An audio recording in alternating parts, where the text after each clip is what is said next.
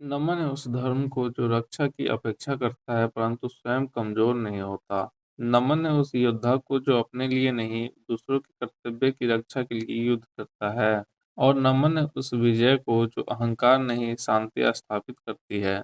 आज की कथा राम के दूसरे धर्म युद्ध की है, जहाँ उद्देश्य केवल जीत नहीं धर्म की रक्षा है। नमस्कार मित्रों, आप देख रहे हैं पवित्र पथ, जहाँ कथा है रामायण की। यह कथा प्राचीन परंपरा के प्रमाणित ग्रंथ पर आधारित है और शास्त्रीय मर्यादा के साथ प्रस्तुत की गई है। पिछले एपिसोड में हमने देखा तारकावध के बाद वन में शांति, महर्षि विश्वामित्र द्वारा राम को दिव्य अस्त्रों का ज्ञान, शक्ति के साथ संयम की शिक्षा। अब राम केवल राजकुमार नहीं धर्म रक्षक के रूप में तैयार हैं। आज की कथा उसी तैयारी की पहली परीक्षा है। महर्षि विश्वामित्र अपने यज्ञ को प्रारंभ करते हैं। वेद मंत्रों की ध्वनि, ऋषियों की उपस्थिति और शांत वातावरण, लेकिन यह शांति अस्थायी नहीं है।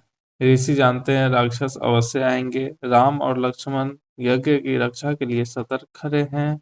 यज्ञ कई दिनों तक चलता है। राम और लक्ष्मण दिन रात जागकर यज्ञ की रक्षा करते हैं। यहाँ एक महत्वपूर्ण बात है, युद्ध केवल आक्रमण नहीं, धैर्य और प्रतीक्षा भी है। 6 दिन बीत जाते हैं और फिर 7वें दिन वह क्षण आता है। अचानक आकाश में भयानक गर्जना होती है। मारीच और सुबाहु अपने राक्षसी साथियों के साथ प्रकट होते हैं। वे यज्ञ को अपवित्र करने का प्रयास करते हैं, मांस और रक्त फेंकते हैं और वातावरण को दूषित करते हैं। यह केवल आक्रमण नहीं, धर्म का अपमान है।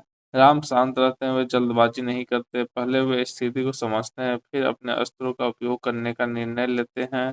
यहाँ राम का विवेक दिखाई देता है। हर शत्रु के लिए एक ही उपाय नहीं होता। राम मारीच पर एक विशेष अस्त्र का प्रयोग करते हैं। वे उसे मारते नहीं बल्कि दूर समुद्र की ओर फेंक देते हैं। यह निर्णय बताता है जहाँ संभव हो विनाश नहीं, नियंत्रण किया जाना चाहिए। इसके बाद राम सुबाहु पर अग्नि अस्त्र का प्रयोग करते हैं। सुबाहु का अंत हो जाता है। अन्य राक्षस भाग जाते हैं। यज्ञ स्थल पर फिर से शांति स्थापित हो जाती है। लक्ष्मण पूरे युद्ध में राम के साथ खड़े रहते हैं। वे शेष राक्षसों को दूर भगाते हैं। उनकी भूमिका सहयोग की है, लेकिन उतनी ही महत्वपूर्ण है। अब यज्ञ बिना किसी बाधा के पूर्ण होता है। महर्षि विश्वामित्र प्रसन्न होते हैं। वे राम से कहते हैं, तुमने धर्म की रक्षा की है। यह विजय केवल युद्ध की नहीं, कर्तव्य की पूर्णता है। आज की कथा रामायण के बालकांड के उन सर्गों पर आधारित है, जहाँ विश्वामित्र का यज्ञ, मारीच और सुबाहु का आक्रमण, राम द्वारा उनका प्रतिकार और यज्ञ की रक्षा विस्तार से वर्णित है। यह घटना राम के जीवन का दूसरा महत्वपूर्ण धर्म युद्ध है।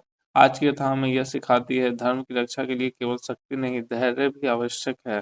हर शत्रु का समाधान अलग अलग होता है और सच्ची विजय शांति स्थापित करने में है।